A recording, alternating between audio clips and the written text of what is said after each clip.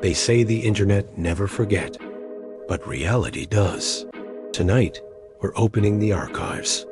What you're about to hear isn't just a collection of stories. It's a ledger of the things that crawled out of the message boards and into the real world. From the corners of the web that most are too afraid to refresh. I've pulled over an hour of the most unsettling accounts ever shared. Some of these voices have gone silent. Some of these accounts have been deleted. But the shadows they left behind, those are still here. And they've been waiting for a witness. Lock your doors. Turn down the lights. It's rude to keep them waiting.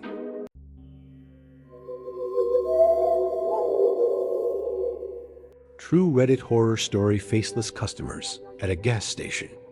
There's a weird comfort to the hum of a fluorescent light when you're all alone in the middle of the night.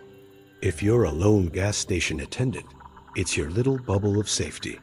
A tiny island of buzzing electricity and stale coffee in an ocean of quiet, lonely highway. It's a place people pass through, never staying long. But what happens when the things that step into your little bubble of light are way more terrifying than the darkness they came from?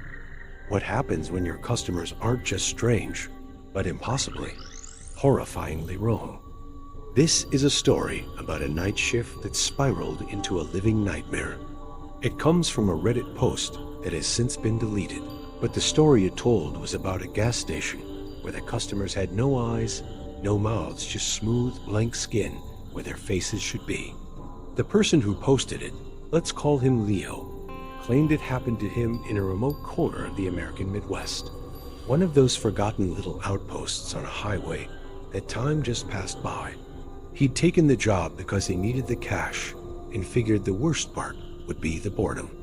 He couldn't have been more wrong. On the night it all went down, the first thing that felt wrong to Leo was the silence. Usually his 10 p.m. to 6 in the morning. Shift was broken up by the rumble of semi-trucks and the whine of tires on asphalt. But this Tuesday was different. The air was heavy, still. The kind of quiet that's so total, it makes the ringing in your own ears feel loud. By 1 in the morning, he'd had just 3 customers. A trucker buying an energy drink, a young couple who paid for gas without making eye contact, and a woman who bought a pack of smokes. He was going through the motions wiping down the counters for the 3rd time, restocking candy bars no one ever bought, and scrolling on his phone. The station was a small, glass-walled box attached to a garage that had been shut down for years. Outside, the orange sodium lights cast a sickly glow on the empty pumps, creating long, twisted shadows that seemed to dance whenever a moth got too close to a bulb. It was just after 2 when the first strange car pulled in. It was an older sedan, a deep, featureless black that seemed to just swallow the light around it.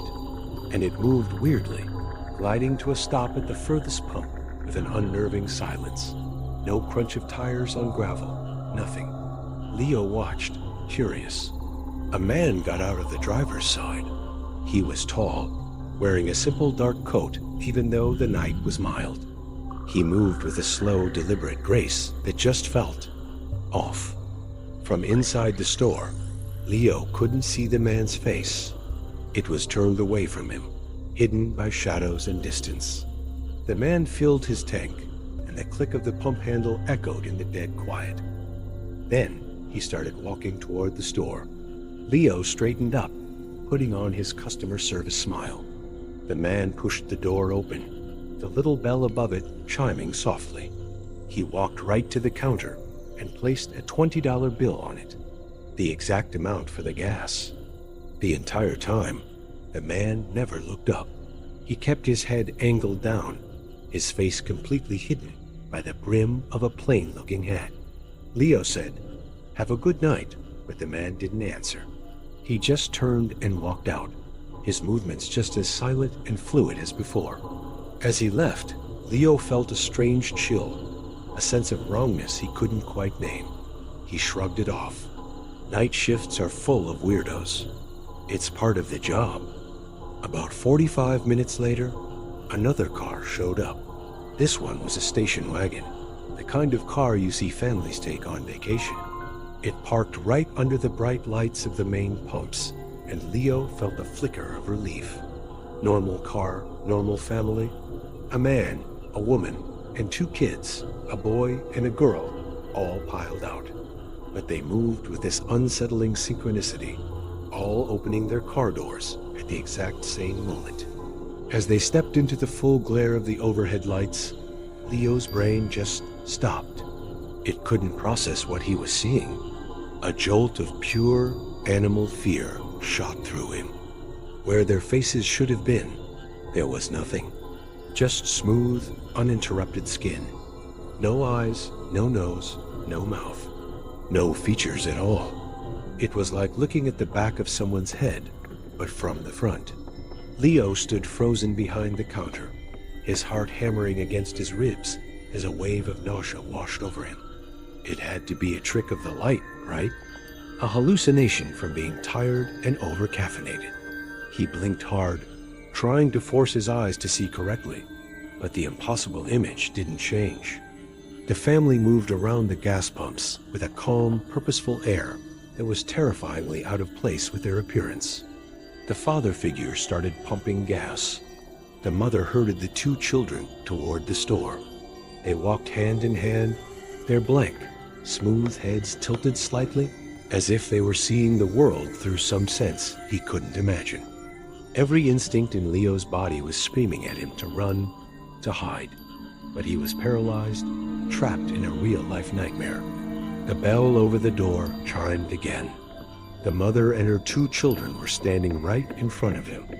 The woman, the mother figure, placed a bag of chips and a soda on the counter. The silence in the store was absolute, broken only by the low hum of the drink fridge. He could see the skin on their faces up close now. It was flawless, without a single pore or blemish, like a mannequin's. But it was horribly, terrifyingly alive. He could see the faint pulse of a vein in the temple of the boy's blank head. He wanted to scream, but his throat was clamped shut with terror. He couldn't even breathe. Somehow, he managed to scan the items, his hands shaking so badly he could barely hold the scanner. He kept his eyes locked on the cash register, refusing to look up at them again. $3.57, he whispered, his voice cracking. The mother figure held out a hand. The gesture itself was human, but the way she did, it wasn't. It was too smooth, too perfect. She opened her palm, and a $5 bill was sitting there. Leo took it, his fingers brushing against her skin. It was cold and felt like polished marble. He gave her the change, dropping it into her waiting hand. Without a sound, they turned and walked out. He watched them get back into the station wagon. The father finished with the gas, and they drove off, disappearing back into the same oppressive darkness they'd come from. When you work the night shift, especially somewhere isolated, you see things that are hard to explain. Sometimes it's just a person acting weird. Other times, it's a feeling that you're not really alone. For those of you who've also worked the graveyard shift and have a story that still gives you chills, I want to hear it. Drop it in the comments below. And if you're hooked on this story, make sure you subscribe and turn on notifications, because you don't want to miss what happens next. Leo wasn't thinking about tricks of the light anymore. He was in a full-blown panic. Who were they? What were they? His first rational thought was to call the cops, but what would he even say? Hello, police?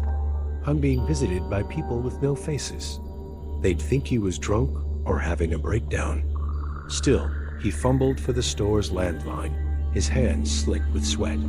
Before he could even dial, headlights swept across the store, then another pair, and another. Within minutes, the gas station was surrounded.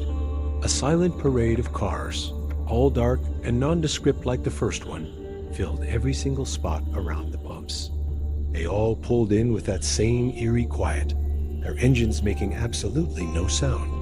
Doors opened and figures got out, dozens of them.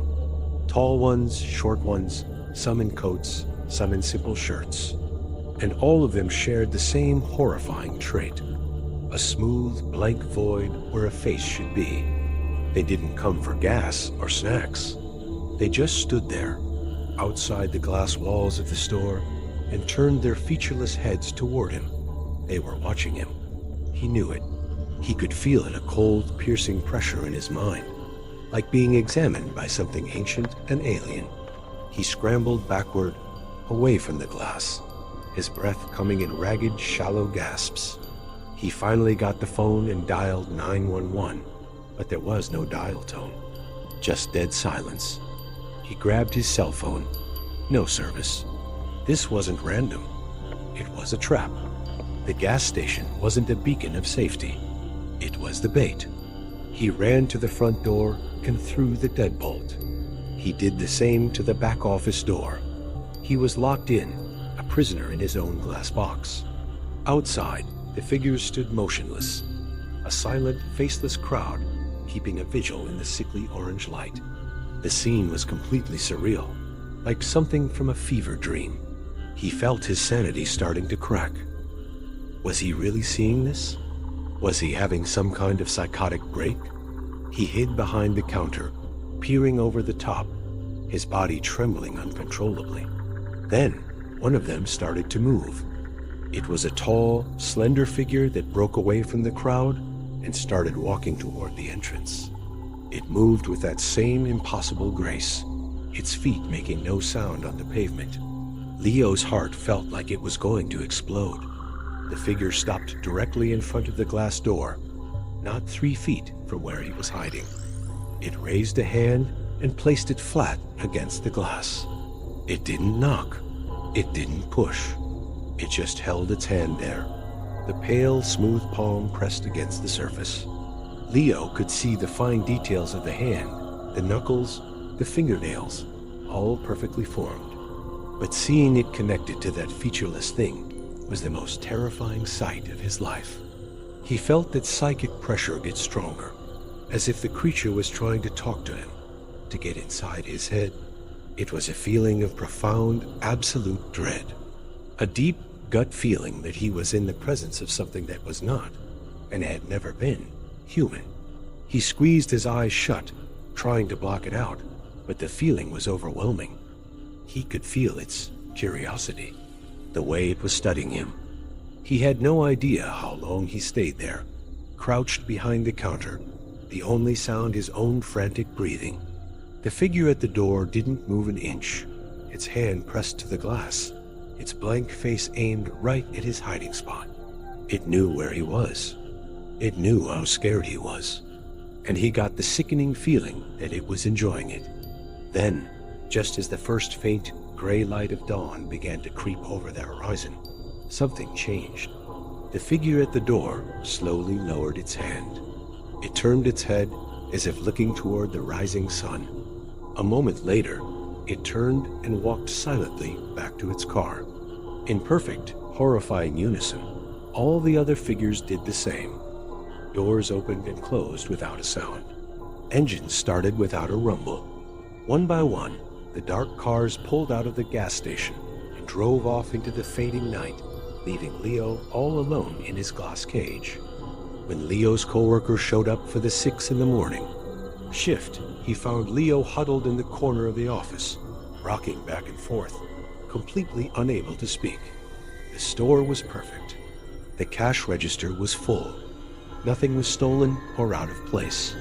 There was no evidence that anything unusual had happened at all, except for a single perfect palm print on the outside of the glass door. Leo quit that day. He took his last paycheck and left town, and he never looked back. In his final Reddit post, he said he still has nightmares about that night. He can't stand being in quiet places, and he never, ever drives on a lonely road after dark. Gas stations are supposed to be just waypoints, temporary stops on a longer journey. But sometimes, on a road that's long and dark enough, you might find out that you're not just passing through. You're the destination. So the next time you find yourself on a lonely road at night, pulling in for gas under those buzzing fluorescent lights, remember Leo's story. And be careful. who or what you meet in the light, because some things don't need eyes to see you. I found a VHS tape with footage of me sleeping last night. A sharp, shaky gasp comes from the person holding the camera. The camera, clearly a phone, shakily zooms in on the bottom of the TV screen. A digital timestamp is visible through the analog distortion. Record 214, along with yesterday's date. What the hell? The camera pans away from the TV, showing a dimly lit, slightly messy living room. The VCR sits on a coffee table, wires snaking from its back. The person filming is breathing heavily, a low, panicked rhythm. Okay, I have to record this. I don't know why, but I feel like I have to. Like if I don't, nobody's gonna believe this. Hell, I don't believe this. The camera pans down to the coffee table, focusing on a plain, black VHS tape. There's no label, no markings at all. It just looks old and anonymous. It was on my porch this morning, just sitting there by the door. No box, no note, just this. I almost chucked it. I mean, who has a VCR anymore? I haven't touched this thing since. God, 2005? Had to dig it out of the closet. I thought it was a joke, you know? Some weird retro prank from a friend. Or like a package for the wrong house. The camera is set down on the coffee table, pointing towards the television screen again. The shot is now steady but slightly crooked. We can hear the rustling of the protagonist sitting down on the couch. Right. I'm rewinding it all the way. I just have to see it from the start. I need to understand what the hell I'm looking at. A loud clunk is heard from the VCR, followed by the high-pitched whine of the tape rewinding at high speed. The TV screen flashes with bars of static and distorted noise for about 10 seconds. Then, another clunk as the tape stops. Okay, here we go. The protagonist presses play. The screen fills with static for a moment, then resolves into the same image as before, the bedroom. The timestamp appears, starting at record 132. That's my room. My bed. Look. The protagonist gets up and walks towards the TV, his shadow falling over the screen. His finger points at a blurry shape on the wall in the footage. That's the poster my sister gave me. And see that pile of clothes on the chair? I was gonna put those away last night. It's my room, no doubt. But this angle, where is this coming from? It's so high up, in the corner, near the ceiling. But there's nothing there, just a smoke detector on the ceiling. But this is from the corner. There's no shelf, no camera, nothing. He backs away from the TV and sits back down. His breathing is getting faster. How? How did somebody get in? I lock my doors. Every single night. It's a ritual. Front door, back door. The windows are locked. I checked them this morning right after I found the tape. I live alone. No one has a key. This just makes no sense. None of it. The footage on the screen continues to play. It's almost entirely uneventful. The sleeping figure, the protagonist, barely moves. The timestamp creeps forward. 145, 150. The only sounds are the VCR hum and the soft breathing from the tape. The stillness is unnerving. This is what's messing with my head. They just watched. For how long? The tape is still going. They were just in my room, silently recording me, watching me when I was completely helpless, totally unaware. It's like something from a nightmare, you know? That feeling that you're not alone in the dark. Only this is real. Someone was in my house. Someone was in my goddamn bedroom. The timestamp hits record 203. Wait a second. Hold on. He leans forward again, his eyes squinting at the television. Rewind that. Just a little. He reaches for the VCR, and we hear the tape whir backwards for a few seconds before he presses play again. The footage stutters, then stabilizes. There, look, the closet door. He points at the far side of the room in the footage. A closet door is barely visible in the grainy darkness. It's open, just a crack. It was closed before? I know it was. I always close it. I have this stupid thing about open closets at night. I can't sleep if it's open. I know for a fact I closed it last night. I remember doing it. He lets the tape play forward from that point. The change is almost impossible to spot, unless you're looking for it. Over the next 10 minutes of tape time, the sliver of blackness that is the open closet door seems to widen, slowly, painfully slowly. No. It's opening. It's getting wider. Oh God, someone's in the closet. They were in there the whole time. They were in the house before I even went to bed. His voice is tight with panic. He's starting to hyperventilate. The camera on the tape remains fixed on the bed, on the sleeping figure. It never pans over to the closet. The horror is just out of frame, a suggested presence that is somehow worse than anything that could be shown directly. Who are you? What do you want from me? The timestamp on the VHS footage is now approaching record 2:48 in the morning. The closet door is now clearly ajar, a vertical slice of profound darkness in the corner of the room. A sound cuts through the low hum. On the tape, it's a soft, wet, clicking noise. It's unnatural. What was that? Did you hear that? He scrambles for the TV remote, turning the volume up. The electronic hum of the VCR gets louder, filling the room. The breathing on the tape is louder. The sound comes again. A faint, almost inaudible scraping sound, like fingernails on dry wood. On the screen, the sleeping protagonist stirs, rolling over to face away from the closet, and then settles back into a deep sleep. Don't move. Don't wake up. Please, God, don't wake up. From the black void of the open closet, a shape begins to emerge. It's difficult to see, warped and obscured by the poor quality of the VHS tape.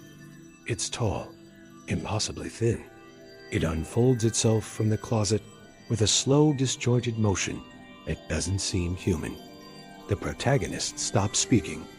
The only sound is his own hitched, terrified breathing as he records. The figure on the screen glides. It doesn't walk. It moves across the floor towards the bed without a sound. It stands beside the bed, a tall, slender silhouette looming over the sleeping form. It remains there for a full minute, motionless, just watching. Then it slowly leans down. Its long, distorted form bends over the bed, its head moving out of the frame, obscuring the view of the sleeping protagonist's own head. We can't see what it's doing. We can only hear the faint breathing on the tape. And now, a new sound, a quiet, rhythmic dripping. After what feels like an eternity, the figure straightens back up. It slowly turns its head, a pale, blank, featureless oval in the grainy darkness, and looks directly at the high corner of the room. It looks directly into the camera. It knows. It knew the camera was there the whole time. The figure raises a long, skeletal hand and points. It points directly at the lens. The VHS footage instantly dissolves into a deafening blast of white noise and static. A piercing, high-frequency screech erupts from the TV speakers. The protagonist screams and stumbles backward, knocking over the coffee table with a loud crash. His breathing is a frantic, desperate gasp. It knew. It knew I was filming. It knew. He whips the phone camera around, pointing it wildly around his own living room. He pans frantically past the doorway, the windows, the dark hallway. He's searching for something. He's trapped. I gotta get out of here. I have to get out. Now. He swings the camera back to the TV one last time. The screen is now a solid, placid blue. The tape has ended. The screech is gone. The silence is somehow worse. He turns the phone camera on himself. His face is pale, his eyes wide with sheer terror. It's still in the house. I can feel it. From somewhere off camera, deep inside the house, comes a single loud, distinct click. The same wet clicking sound from the tape. The phone camera falls from his hands, tumbling to the floor. The image spins wildly before landing on a crook shot of the ceiling. Abrupt cut to black. Absolute silence. The night the shadows remembered my name, an animated horror story. 6 months. For 6 months, I was nobody. Just another ghost in a city full of them. And that's exactly how I wanted it. After what happened, anonymity was the only thing I had left. I really thought I'd outrun the darkness. I was wrong. This was the night the shadows finally remembered my name. My new apartment was proof that I was starting over. 7th floor of some generic building you wouldn't look at twice. Inside, landlord special white walls, barely any furniture. It was perfect. A completely blank slate. My data entry job was just mind-numbing enough to keep the thoughts away, and my coworkers and I barely spoke. For the first time in years, I actually felt something like peace. It was fragile, sure, like a thin sheet of ice over a deep, dark lake, but it was mine. I embraced the routine. It was my fortress. Work, microwave dinner, TV, sleep, repeat. Each day was another stone in the wall between me and my past. At night, the street lights would throw shadows on the walls, and I actually found them comforting. They were just nothing. An absence of light. They couldn't remember. They couldn't judge. They were as empty as I wanted to be, but I was so wrong. The silence wasn't peace. It was them, waiting. That emptiness was just a canvas, and they were about to paint my sins all over it. It started on a Tuesday. I only remember because the grinding groan of the garbage truck was the first thing I heard that morning. The day was a blur, the evening even more so. I was on the couch, zoning out to some bland sitcom when I felt it. A shift. The air in the room just felt different. In the corner of my eye, a flicker of movement. I snapped my head around. Nothing. Just the same old shadow from the floor lamp, long and thin against the wall. But it looked wrong. Darker, somehow. It seemed to have a depth that wasn't there before, like it wasn't just on the wall, but in it. Then I heard it. It was barely a sound, a faint hissing whisper, like dry leaves skittering on pavement. SSHHH. I hit mute on the TV. The silence that rushed in felt heavy, thick. I held my breath, listening. Was that the wind? The building settling? Or was it just me? My own damn mind finally cracking after all this time. I told myself it was nothing. Just fatigue. Just an old building making old building noises. I flicked on every light in the place and went to bed, trying to push it away. But it was too late. A little seed of dread had been planted, right in the dark soil of my soul. A few nights later, it came back, the whisper. Only this time, it was closer, clearer.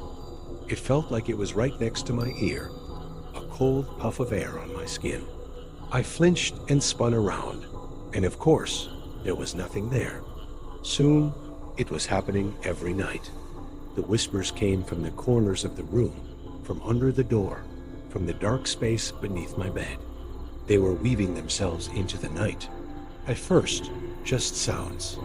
But then they started to get a rhythm, a cadence. It was like listening to a radio tune just off station, with a voice speaking a language I shouldn't know, but somehow did.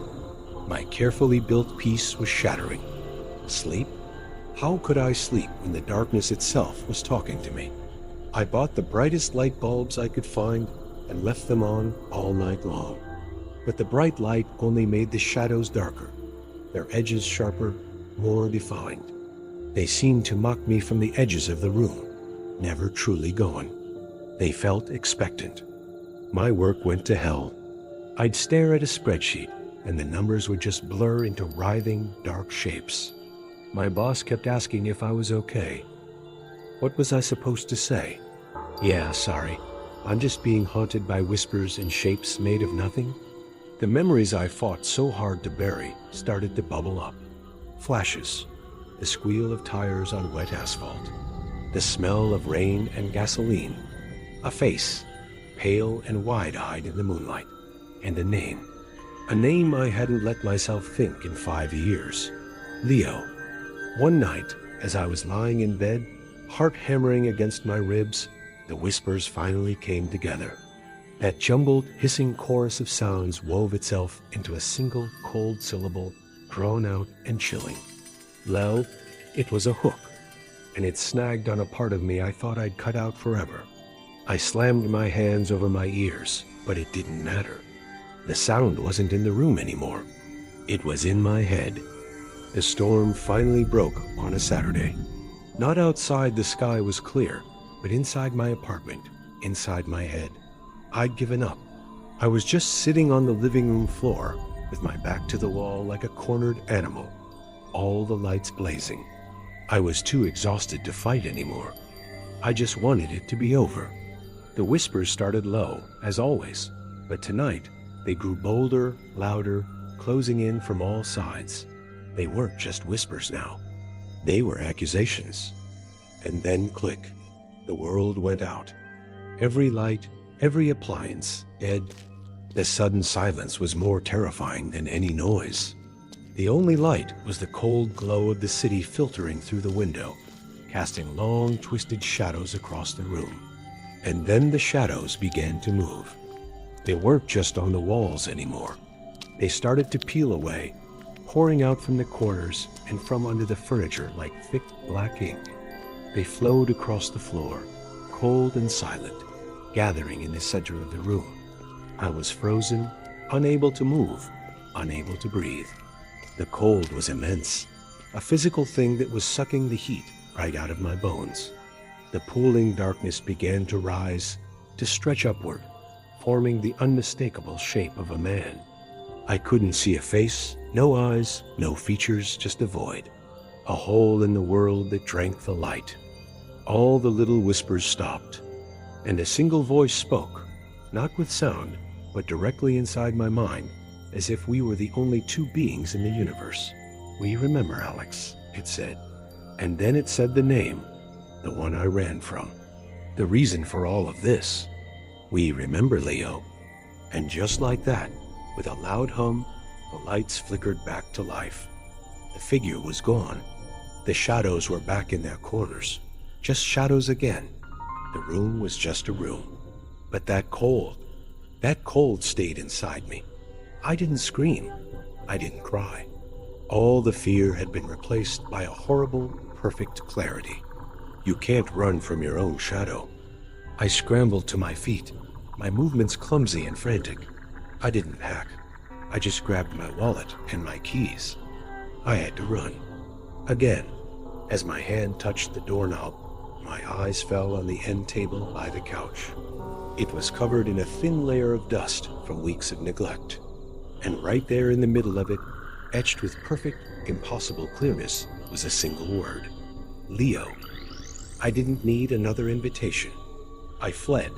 I ran down all 7 flights of stairs and burst out into the indifferent city night without looking back. So now I'm here. A bus station, 3 states away. I don't know where I'm going. It doesn't matter, does it? I get it now. I never escaped the darkness. I just packed it up and took it with me. Those shadows weren't in the apartment. They're in me.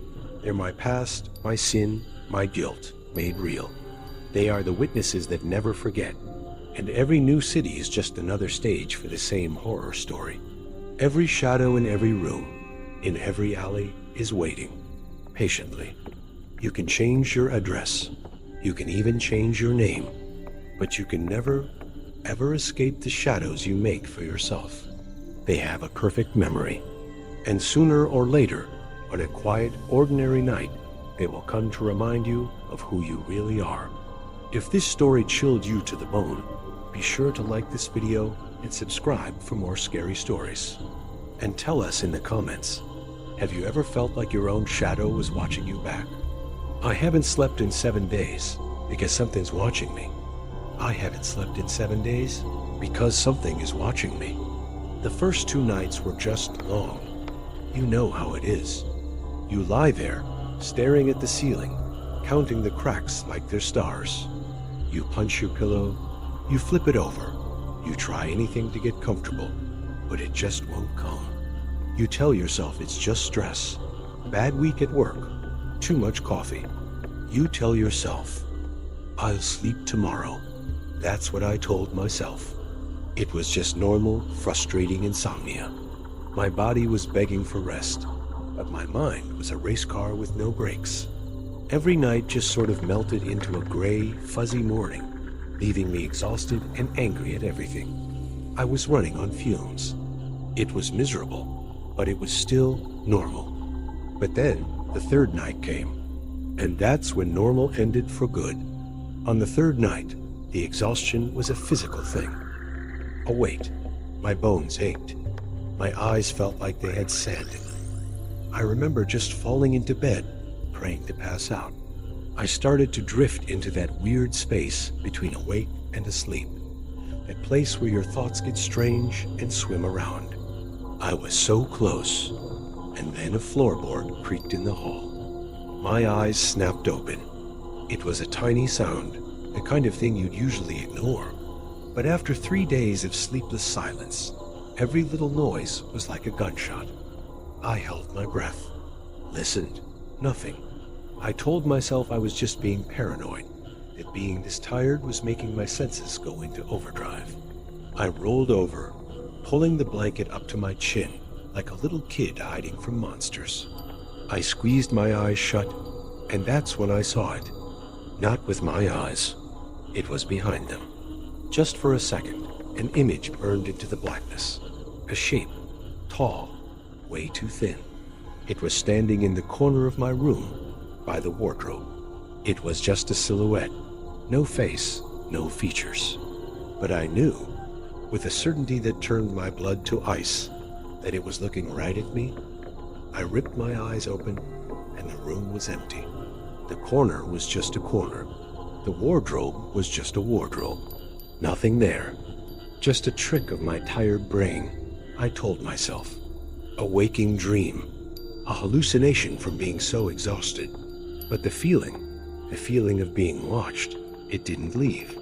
It stayed in the room, thick and heavy like humidity before a storm. I spent the rest of night 3 with the lamp on, just staring at that empty corner, my heart beating a hole in my chest.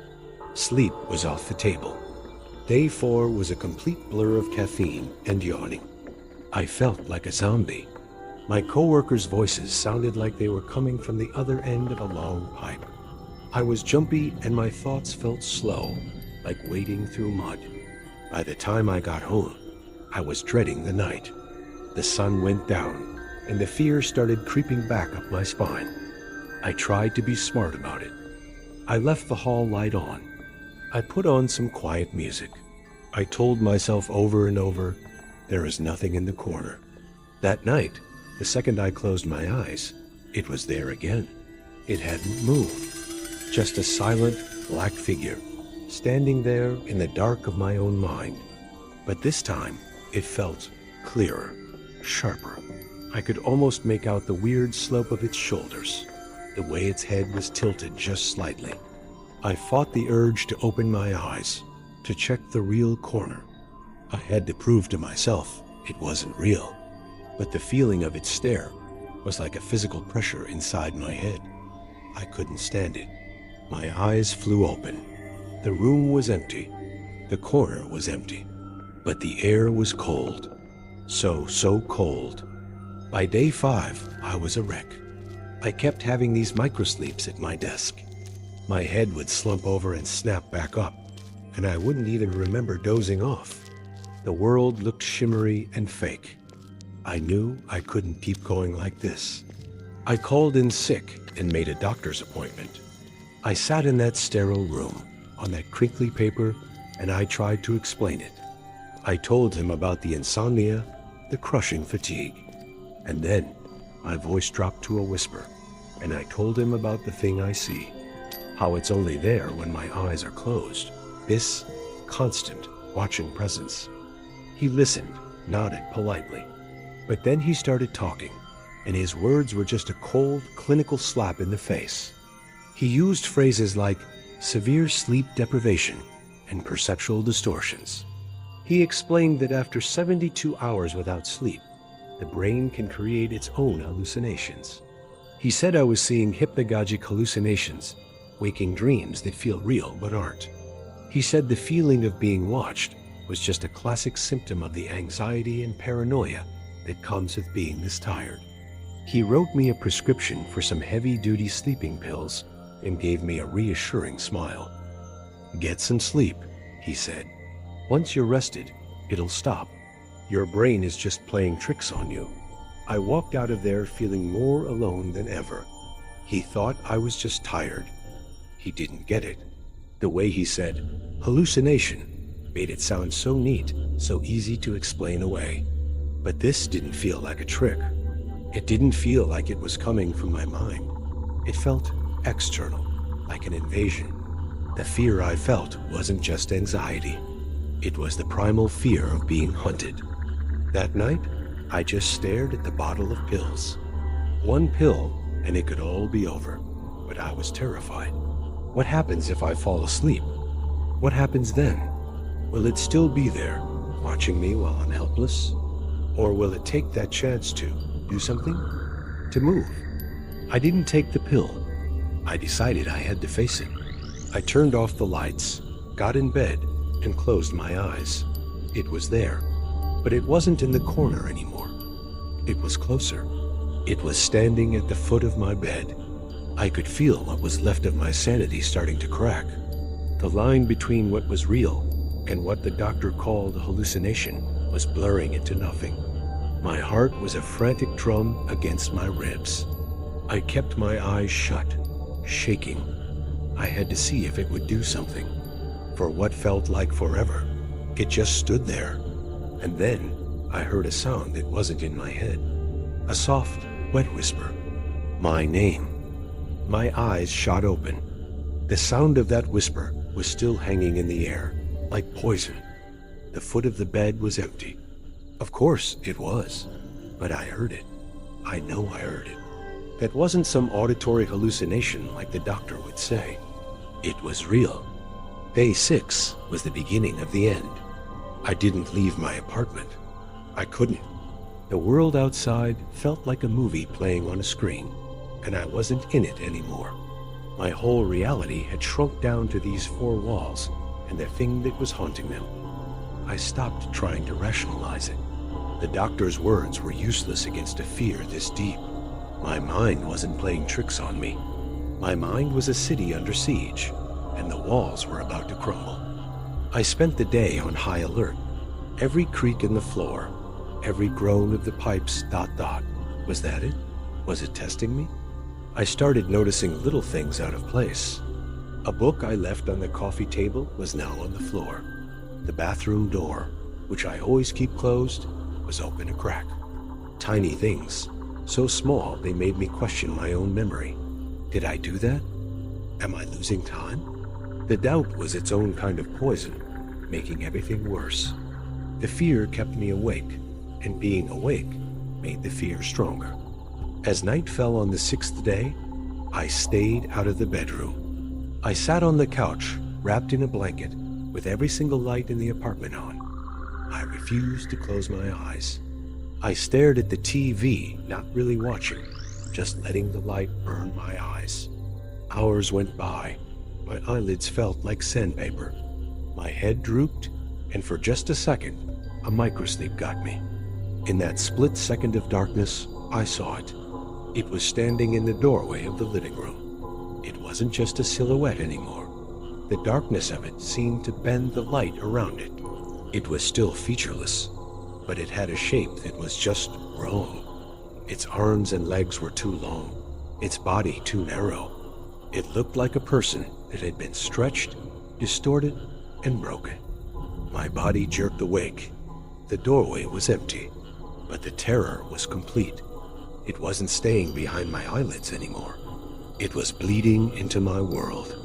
It was getting bolder, stronger, and I knew, with a certainty that was colder and sharper than any fear I'd ever known, that it was waiting for the seventh night. It was waiting for me to be at my absolute weakest. Today is the seventh day. I haven't slept. I don't think my body even knows how to anymore. The wall between my mind and the world is gone. I see it now, even with my eyes open, quick movements in the corner of my vision. A flicker of a shadow that's gone when I turn my head. The whispers are back, soft and constant, right on the edge of hearing. I'm in my bedroom. I don't know why I came back in here. Maybe some part of me just knows this is where it has to end. I'm sitting on the floor with my back against the wall. The sun went down hours ago. I know it's here. I don't need to close my eyes to know it's in the room with me.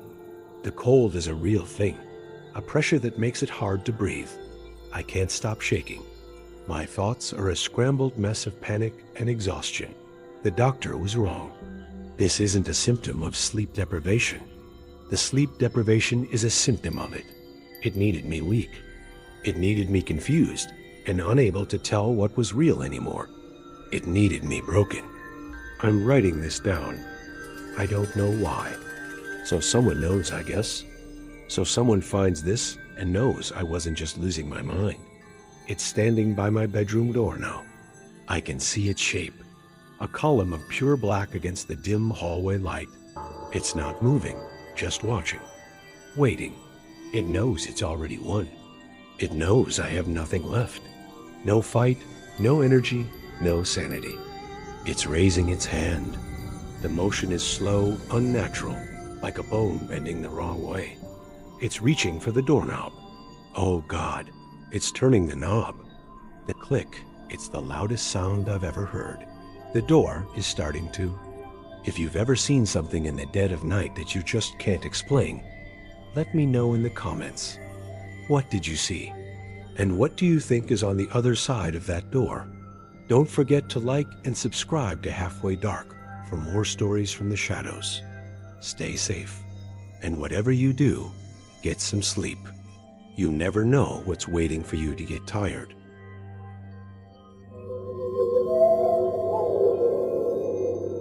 True Reddit horror from the Nightshift. When the sun goes down, the world gets quiet. But for some people, that silence is the most terrifying part. It's in that quiet, you start to hear things that shouldn't be there. A whisper in a room you know is empty. Footsteps in a locked building. A reflection in the glass when you're supposed to be alone. These aren't just campfire tales. They're the chilling realities of working the night shift. While the rest of us are asleep, a hidden workforce keeps the world turning. They're the nurses, the gas station clerks, the 911 dispatchers, the lonely sentinels of the night. Their shifts are usually marked by a deep, profound quiet, an unnerving stillness that can easily play tricks on a tired mind. But what happens when the silence is broken by something that can't be explained? The stories you're about to hear come from those who have stood watch in the darkest hours. They were shared on Reddit by people who just needed to tell someone what they saw. These are true horror stories from the night shift.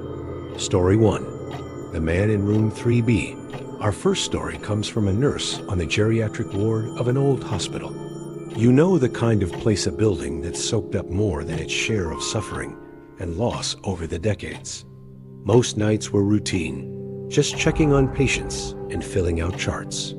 But that all changed because of a patient in room 3B. He was a frail, elderly man, often confused, but he'd never been any trouble. Until he started to scream. It always happened around 2 in the morning. The nurse would be at her station when a blood-curdling shriek would rip through the hallway. The first few times, she ran in, expecting a medical emergency. But she'd find him huddled in the corner of his bed, pointing a trembling finger at an empty chair, his eyes wide with pure terror. He'd just repeat the same thing, over and over. Get him out. Get the man out of my room. At first, the staff just figured it was dementia. Nighttime confusion is common enough. They'd soothe him, tell him he was safe, that nobody was there. But the screaming fits got more frequent, more intense. The patient started begging them not to leave him alone in the room. He described the man in chilling detail, tall and thin, with a cruel smile. He said the man would just sit in that chair and watch him, and that the air would turn ice cold right before he appeared. Then one night, the nurse felt it for herself. As she got close to room 3B, a wave of cold washed over her. So sudden and so biting, it felt like walking into a freezer. At that exact moment, the lights in the hallway right above his door began to flicker violently. She froze, a knot of dread tightening in her gut. She pushed the door open and saw the patient cowering again, but this time he wasn't screaming. He was whimpering, his eyes glued to the chair. The room was freezing, way colder than the hallway. She looked at the chair. It was empty. But as she stood there, the call light on his bedside table started blinking on and off, slowly, deliberately. No one was touching it. That was the turning point. The staff started to believe him. His terror was just too real, and now they were experiencing strange things too. Soon, other patients on the hall started complaining about a shadowy figure walking into their rooms at night. Utterly desperate, the hospital staff did something they never thought they'd do. They called a local priest to perform a blessing on room 3B. The patient was moved to a different room, and he never screamed about the man again. But to this day, no one on the staff will go into room 3B alone after midnight. They say you can still feel that cold spot right by the chair. And sometimes, in the dead of night, the call light just blinks on, waiting. A haunted hospital ward is one thing, but our next story takes us to the desolate quiet of a roadside gas station, proving that sometimes the real monsters aren't ghosts, but the people who wander in from the dark. Story 2, The Crying Man. This story was shared by a young guy working his very first night shift at a 24-hour gas station on a remote highway. For the first few hours, it was just as boring as he expected, with the occasional trucker stopping for coffee. The store was just a small, brightly lit box surrounded by miles of dark, empty road. Then, around 3 in the morning, a beat-up sedan pulled up to the pumps, but parked far from the store's entrance. It just sat there, engine off, lights out. He watched it on the security monitor for a few minutes, feeling that first prickle of unease. It was the time of night when you expect people to fill up and get out, fast.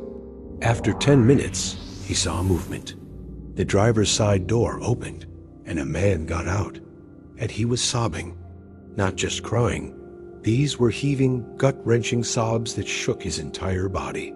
He stumbled to the front of his car and just stood there, weeping uncontrollably in the passing headlights of a truck. The clerk, completely unnerved, kept his hand near the phone, trying to decide if he should call the cops. But then he saw someone else in the car. In the passenger seat sat a woman, perfectly still, staring straight ahead. Her face was a blank mask, completely emotionless. She didn't look at the crying man, didn't react at all. She just stared forward as if he didn't even exist. The man cried for what felt like an eternity. Then, just as suddenly as it started, he stopped. He wiped his eyes on his sleeve. His whole body went rigid, and he got back in the car. The clerk watched, heart pounding, as the man started the engine. For a full minute, the car just idled. The man and woman sat in absolute silence, side by side, bathed in the dashboard's faint glow. The clerk felt this profound sense of wrongness, a chill that had nothing to do with ghosts. It was the total disconnect, the man's raw, explosive grief, and the woman's absolute, terrifying emptiness. Finally, the car pulled away, vanishing back into the darkness without ever buying gas. The clerk was left alone in his bright, silent store. The image of that emotionless woman burned into his mind. He never saw them again, but he said for the rest of his time working there, every time a car pulled up late, he'd feel a jolt of fear, wondering if the crying man and the silent woman had come back. Sometimes, the horror of the night shift isn't about what you see, but what you can hear. Our final story comes from a place where every sound is a potential crisis, a 911 dispatch center. Story 3. The call from the vacant house. A veteran 911 operator shared this one, an experience that still haunts her years later. The night was pretty normal, just a steady stream of calls. Then, a call came through on the emergency line. When she answered, all she heard was white noise, and faintly in the background, what sounded like screaming. It was distant and distorted, but it was unmistakably a scream of pure terror. She did her job. 911. What is your emergency? No response. The screaming just continued, rising and falling. Her system traced the call to an address in a quiet suburban neighborhood. She dispatched a police unit for a possible assault or domestic disturbance. While waiting for officers to arrive, she had to stay on the line, listening to those chilling sounds. After a few minutes, the line went dead. The police arrived at the house and reported back. The place was vacant, and not just empty, it was completely boarded up. It had been abandoned for years. The windows were covered in plywood, the yard was a mess, and there were no signs of anyone breaking in. The officers checked the perimeter and found nothing. No one was there. They cleared the call as unfounded, probably a glitch or a pocket dial. The operator tried to shake it off, but an hour later, it happened again. Another 911 call from the exact same address. The same distorted white noise, the same faint screaming. Again, she dispatched the police. And again, they found the house secured and empty. This time, the officers were spooked. They confirmed the house had no power running to it, so there was no way a phone inside could be making calls. This continued for her entire shift. Every hour, like clockwork, a call would come from the vacant house. And each time, the operator had to listen to those faint, terrifying screams while sending officers to a place they all knew was empty. By the third call, her hands were shaking. She felt this creeping psychological dread. Was someone murdered in that house long ago? Was this some kind of residual haunting, an echo of pain trapped in the phone lines? The calls only stopped when the sun came up and her shift ended. She said she never took another night shift again, terrified she'd have to answer another call from the silent, screaming house. Isolation, darkness, the kind of quiet that feels heavy. These are the things that tie these experiences together. Whether it's a spirit in a hospital, a chilling encounter at a lonely gas station, or a phantom call from an empty house, the night shift holds its own unique brand of fear. It's a stark reminder that when the world goes to sleep, not everything is at rest. So, what do you think? Were these paranormal events, or just the tricks of a tired mind? We really want to hear from you. If you have your own chilling night shift story, share it in the comments below. And if you want more true, terrifying tales, make sure you like this video and subscribe. The next time you're awake in the middle of the night, listen. Just listen closely to the silence. You never know what you might hear.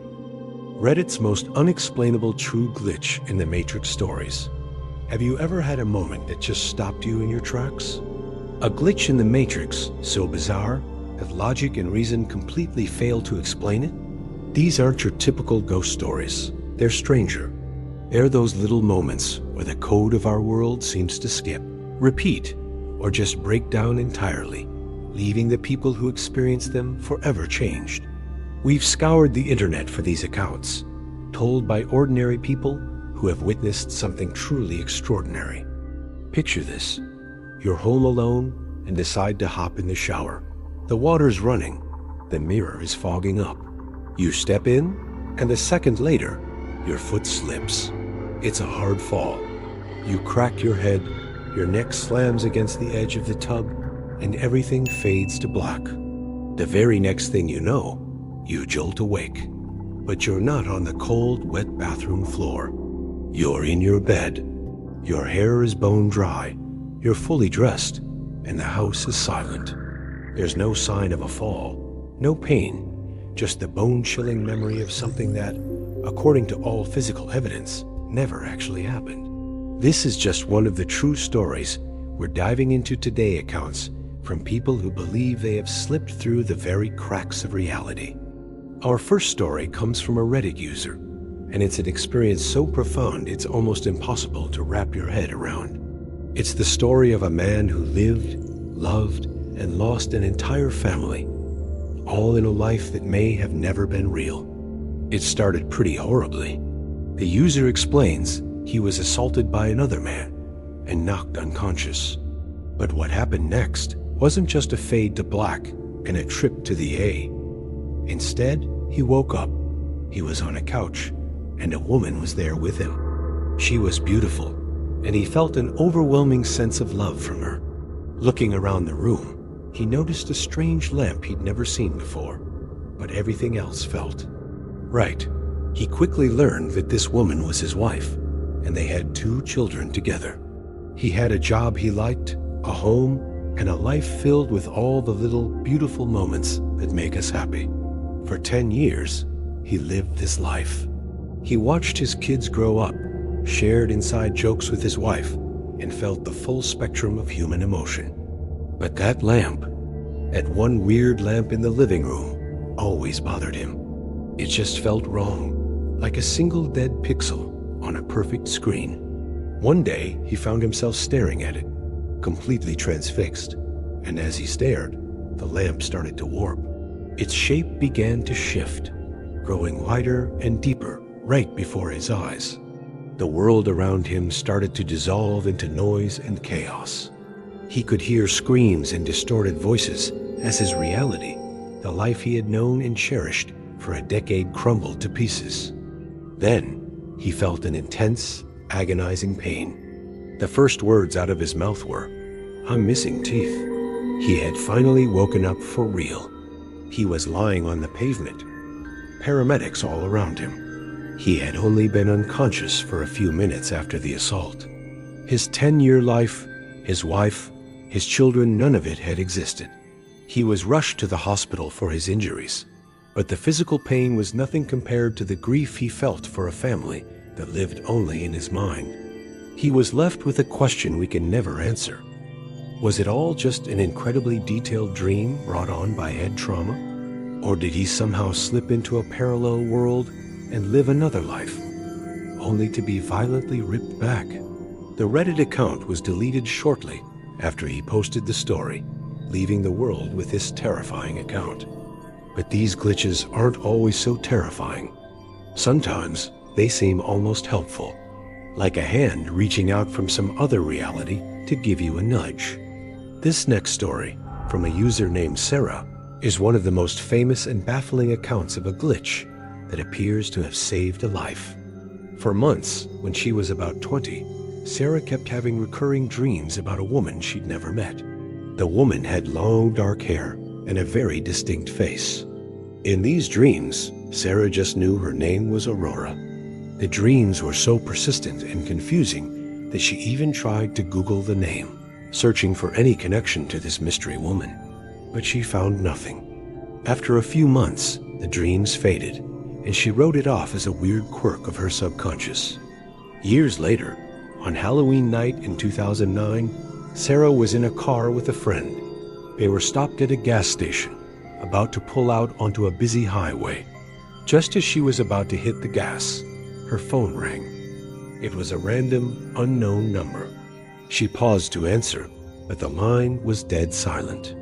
The driver behind her got impatient, laid on the horn, and then recklessly swerved around her to get onto the highway first. Seconds later, a silver Civic lost control and crashed directly into the car that had just pulled out in front of her. Both drivers were killed instantly, a fate that would have been hers, if not for that phantom phone call. Hours later, still shaken but incredibly grateful, her curiosity took over. She called the mysterious number back.